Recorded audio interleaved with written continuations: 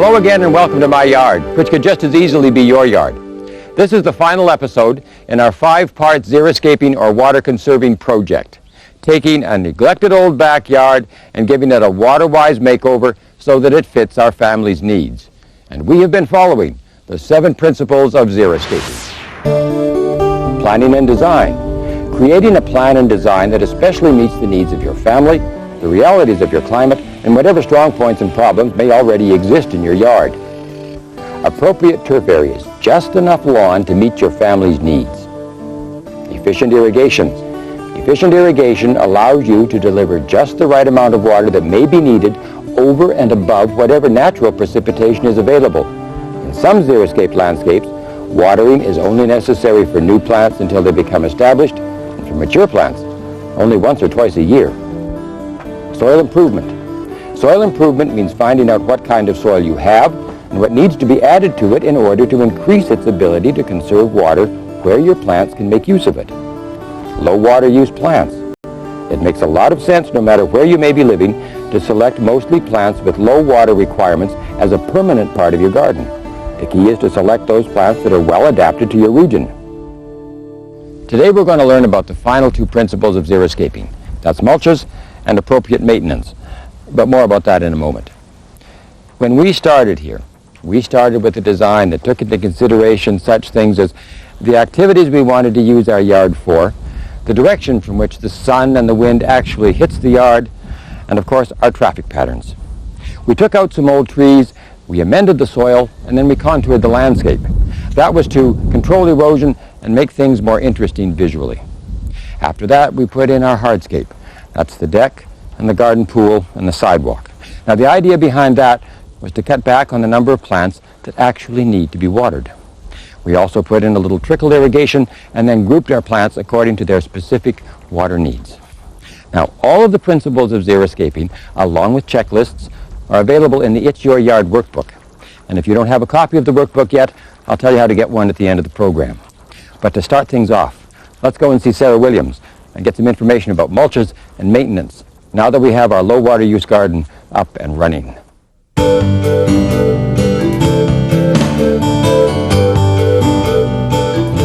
Removing undecayed grass clippings or thatch that is more than a ½ inch or a centimeter thick will help water make its way through the soil to the plant roots.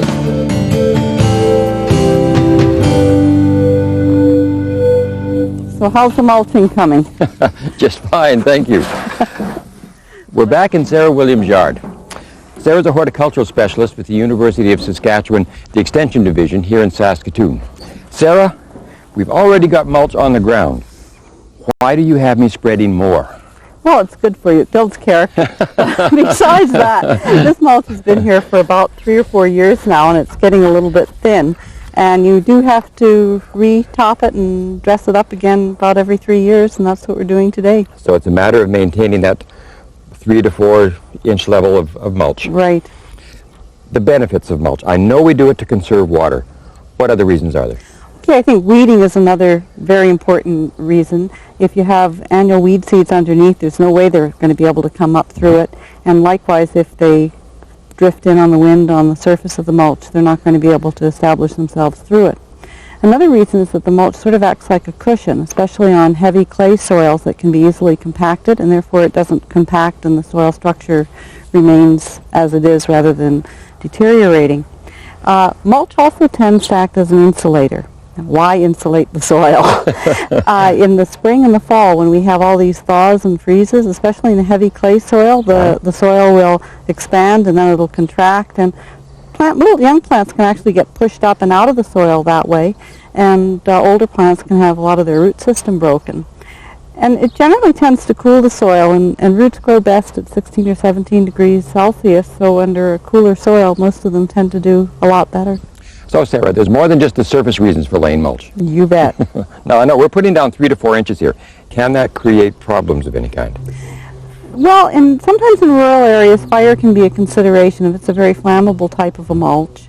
And, you want to be aware of that anyway. Again, mainly in rural areas, you can have mice that think that's just one handy little home for the winter. But you can put out bait stations to control the mice. In urban areas, slugs can sometimes be a problem because you're providing a perfect environment for them. It's cool, it's and moist, and it's damp, right? There we go. Another benefit of mulch is sort of a visual one. It tends to tie a shrub border together, especially when the plants are still really small, and it sort of makes a statement that, no, don't go across here, go around it, you know. Yeah, there is the aesthetic aspect to it. Now, we've got shredded bark, we have some shredded fir trees down here, I see some bits and pieces of grass, wood chips. What else can we use for mulch?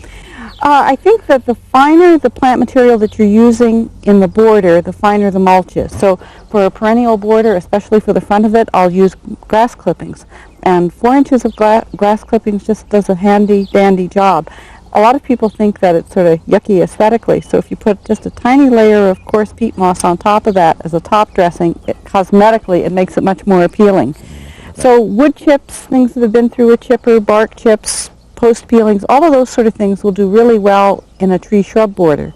And then as you get a little bit further out, perhaps a shelter belt sort of thing, you can use clean straw, clean hay, you can use flax shives, almost anything that's available locally as a byproduct that would otherwise be wasted. Do you have examples of any of these things that you could show me? I do. They're sitting over on a table. Would you like to see them? I'd love to. Be a good excuse to have a glass of lemonade, too. Ah, lemonade. Okay, we can provide that as well. You've got quite a variety of mulches here, Sarah. Can you explain to me which is which and perhaps where some of these have originated from? Well, all of these are actually the same thing. They're post peelings. It's what comes off of a tree when you make it into a fence post. Really? And it's a byproduct of many communities. And what a local contractor has done is simply dyed these with a non-toxic dye, the same color as many of the cement block products that you have. And you coordinate them. If you want, you coordinate them, right. The universal mulch, of course, is grass clippings. Everybody has it. No one knows what to do with it. Put 4 inches of that on your bed and it'll just work wonders. But a lot of people don't find it aesthetically pleasing. So what they do is just take a very thin dressing of coarse peat moss and put that over the top, and then it looks really great, and people are quite pleased with it aesthetically. That's a cosmetic answer to grass Right. All right. Another very good mulch is simply sawdust or shavings that you can use. This one is a wonderful byproduct. It's called flax shives, and it's the what happens when you chop up the flax straw. And flax straw is very, very slow to decompose. Exactly. And in a lot of areas, it's a very difficult agronomic problem to deal with because it doesn't decompose. So the answer is to use it as a mulch. Sounds like a good idea. I notice pine cones here, too. Pine cones or spruce cones are just wonderful to put underneath pine trees or spruce trees. It's what you'd find in a normal situation. It keeps the root system cool, it keeps it moist, and you don't even have to worry about trying to put a lawn underneath it. Because not much is going to grow there anyway. That's right. Okay. And if you live in a northern community, you can use wild rice hulls. They're absolutely available. A little bit itchy to work with, but you can always take a shower afterwards. And then finally, here you have wood shavings. So there's a whole variety of things. Anything that's available locally as a byproduct that might otherwise be wasted. Now, in an earlier conversation, I heard you mention something about living mulches. Could you explain that to me, please? Very often people will replace what was a traditional lawn with ground covers, and that's sometimes called a living mulch. Do you have any examples here in your yard you could show me? I sure do. And you know, the thing to remember is that ground covers don't use as much water by a long shot as what your traditional lawn does. Here, I'll show you some over here. So these are all examples of ground covers. Yeah, over here you have a Savin juniper. This is Artemisia silver brocade, Dropmore catmint, and daylily. Now, these are all very interesting, but is there anything else that we could use as a ground cover? My neighbor has a really nice fescue grass. Would you mind if you drop by to have a look? Not at all. Let's go. There you go.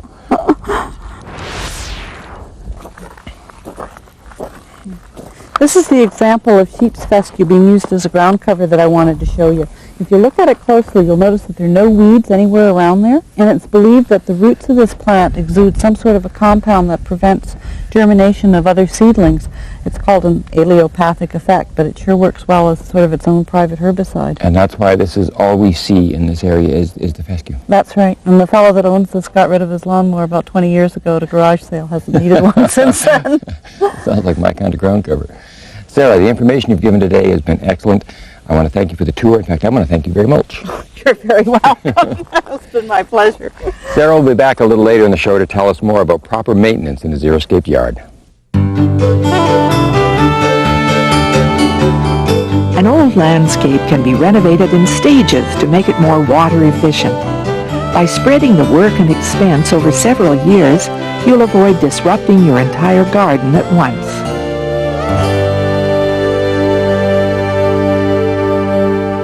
I'm talking today to Charmaine Sachin. Charmaine is a horticultural officer with the City of Regina and a xeriscape expert. Welcome, Charmaine. Thank you. And today we're going to be talking soil moisture, how to measure it, how to apply it. How can I tell how much water I am putting onto my lawn? There's an easy way to measure sprinkler output just with some things that you've got in the kitchen.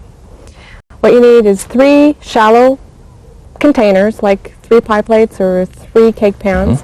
Take those containers and space them out evenly on your lawn. Okay, and in an area that's shaped like this, one up at the narrow end and a couple where down here where it's a little broader. That would work well, yes. Okay, and then what? Then turn the sprinkler on for half an hour. Combine the water from the 3 pans into 1 pan. Measure the amount of water that you've got with a ruler. Divide that by 3, and it will give you the average output of your sprinkler over the area Over of the the lawn. entire area, over the Yes. entire area. What is a good average water application, a good average amount of water that the plant should be getting? Generally, plants need about 1 inch of water per week. Okay. So if during that half hour you had put on half an inch, then you would need to water for an hour to get that 1 inch. Just double the length of time the sprinklers are running, and the converse applies. If you've got too much, then you just cut back on the amount. That's right. If people wanted to use something a little more sophisticated than my pie plates or my cake plans, I'm sure there's things on the market that they could access. Could you tell us about any of them? Yes, there's a couple of things that you could use. The first one is a tensiometer. It's a tool that measures soil moisture. And there's a gauge on there that you can read. It will tell you what the soil moisture is and whether you would need to irrigate or not. The other thing that you could use is a soil probe. The day after you water, you can take a core sample with the probe, and then you take a look at that sample and see how far the water has penetrated into the soil. And that would give you a very accurate estimate on exactly how far that water is being penetrated towards the root system. Now, I'm sure there are some salient points, some good points to follow. If you could run through a few of those for us, please. First thing that's important is to water early in the day. That way you avoid the heat of the day when you're going to lose water to evaporation. Another good thing to follow is water when it's cool and cloudy. Sort of like a day we've got today then. That's right. Wind would play a part in that too, would it not? Yes, it would. Water in calm conditions, and you don't lose water to wind evaporation, and also the water stays where you're applying it. Rather than spilling off on, or blowing off onto the walkways here up onto the deck. That's right. What about the plants? You need to know what kind of plants you have and what their water requirements are. So really when you're xeriscaping, then that's the idea behind grouping low water use and high water use plants. Right, so that you can water them according to their needs. The turf's going to need more water than the drought-tolerant perennials will. Right, I see. Soils, how is that going to affect? The type of soil is going to affect how you water. In Regina here, we tend to have a heavy clay soil. The water doesn't move through the soil very quickly, and so it's better if you can water in short bursts so that the water has time to penetrate in between waterings. Rather than just draining off. Exactly. Okay. And the converse of that, the opposite of that, then is sandy soil. Right, and they have good drainage and can be watered all at one time. So you can just kind of put your sprinklers on and let them run on that type of soil until you've got a good damp condition. Right. I appreciate your time, Charmaine, very much, and the information. It's going to help a lot. Thank you. You're welcome. Fine-tuning an irrigation system so it covers all areas equally increase water savings up to 30% or even more.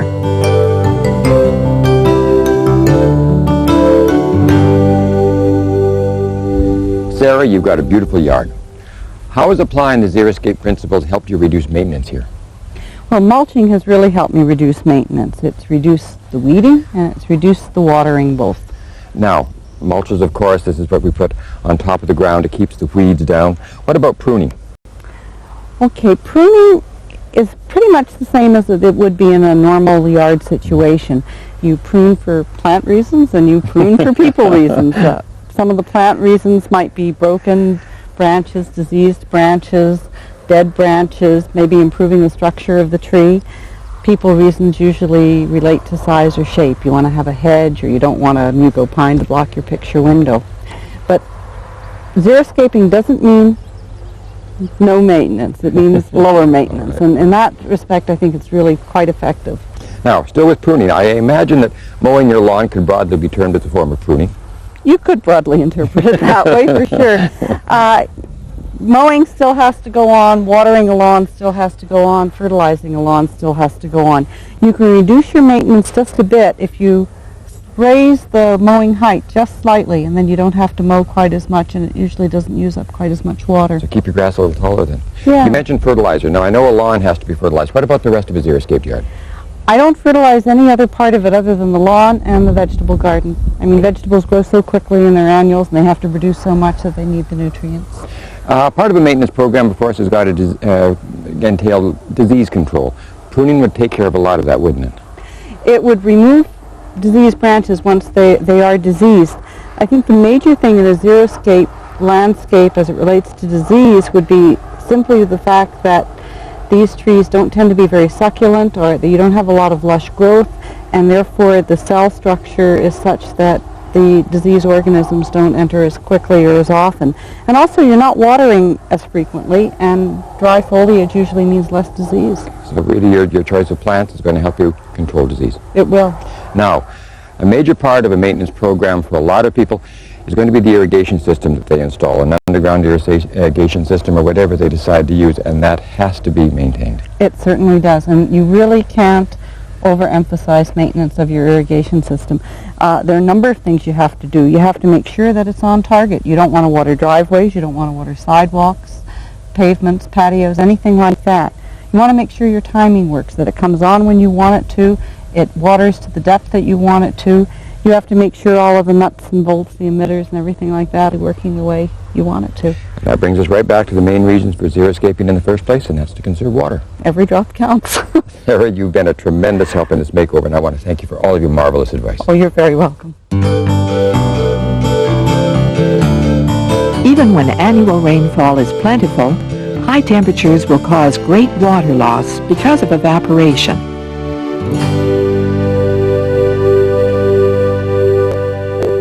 Well, this ends our 5-part series on xeriscaping, or low water use gardening. When we started, we had a neglected old backyard that needed some upgrading in order to fit our family's needs for today and in the future. And in the course of 5 programs, and with assistance from experts in the fields of horticulture, landscape architecture, soil and turf science, with information gleaned from newspaper articles, magazines, and books, and with a lot of help from friends, commercial contractors, and nursery personnel, we created the outdoor living space you see here today. And I can hardly wait for the plans to mature so we can see our efforts come to fruition. And as I said at the start of today's program, we have been following the 7 principles of xeriscaping. From our wish list and some sketches of where the sun and wind hit this yard and where our traffic patterns were, we came up with a plan. Once we knew where we were headed, we took out some old trees, upgraded the soil to hold the necessary amount of water, eliminated the weeds in it, and contoured it to make the most use of natural moisture when it rains or snows. After we put in our hardscapes, that's things like the deck and the garden pond and the sidewalk, we installed some trickle irrigation. That's so that those plants that needed the extra water would have it delivered directly to the roots. For the most part, though, the new plants that we put in here are appropriate perennials. The trees and the shrubs and the flowers can all get by quite nicely on just the natural moisture that we get in this part of the world. We decided exactly how much turf we wanted and then designed it so that we could give it the kind of care it needed.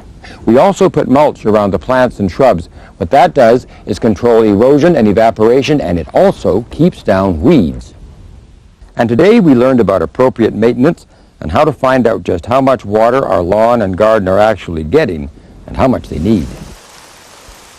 We've started to add the finishing touches to our yard.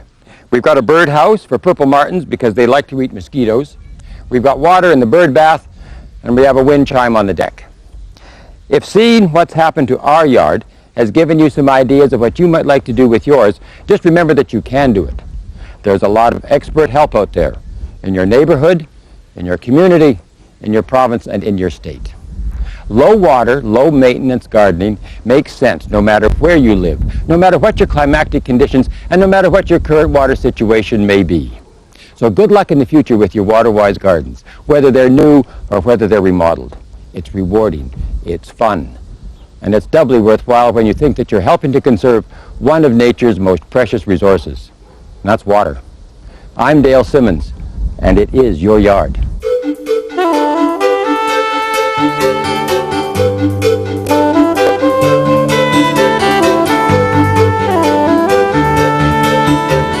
If you would like to order your copy of the It's Your Yard workbook and accompanying video, please call 1-800-663-1653.